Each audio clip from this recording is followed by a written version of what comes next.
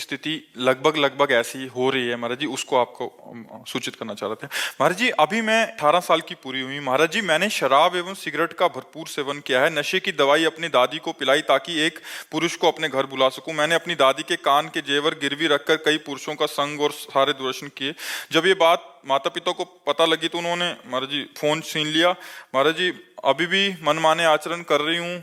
महाराज जी, मैं सुधरना चाहती हूँ। महाराज जी, मेरे को हाँ, मेरा ये तो जीवन बहुत बर्बाद हो जाएगा नहीं तो। मतलब ये तो बहुत हानि का विषय है, जैसे बहुत हानि का विषय। पर यही प्रायः हर बच्चा बच्ची के आचरण बनते जा रहे हैं।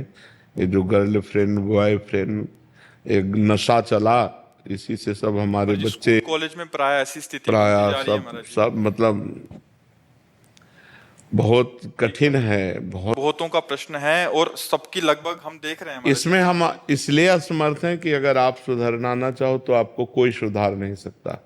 और आप सुधरना चाहो, मान लो अभी कहीं ना कहीं आप में पवित्रता बकाया है, तब आपकी हिम्मत आई, आप सभा में अपनी बात रख पाई हैं।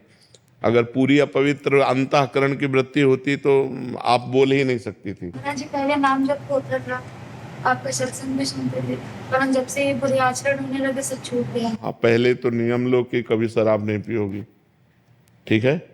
दूसरी बात, अब तक जो हुआ सो हुआ। अब किसी पुरुष का संयोग नहीं करोगी।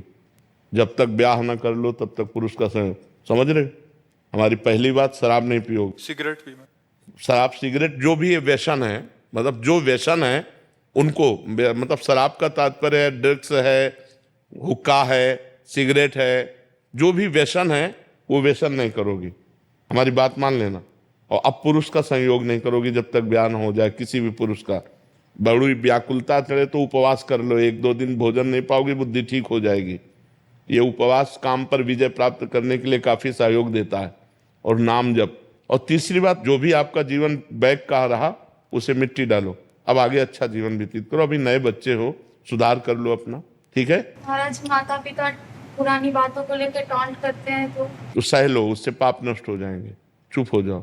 वो जो अंदर जलन होगी ना, उससे पाप नष्ट हो जाएंगे। चुप हो जाओ, अब कोई नया पाप मत करना। महाराज जी, इनकी बहन, इनके माता पिता जी अब स्वीकार नहीं कर रहे इनको, मतलब इनको बेदखल करना चाह रहे, तो ये भी चाह रही थी कि हमें बेदखल करते हमें स्वच्छंदता मिल जाए, तो वो बिल्कुल भी स्थिति में नहीं। और वो इनका दिया का कुछ खाना भी नहीं जा रहे, क्योंकि दादी को दवाई खिलाती थी तो उनके मन में बहुत डर बैठ गया कि इनका दिया हम कैसे खा ले। आचरण तो बहुत गलत हो गए हैं। पिताजी के लिए कुछ कह दीजिए, क्योंकि वो आपको सुनेंगे तो हो सकता है उनके मन में कुछ हो जाए, तो इनको स्वीकार कर ले, वरना वो स्वीकार नहीं।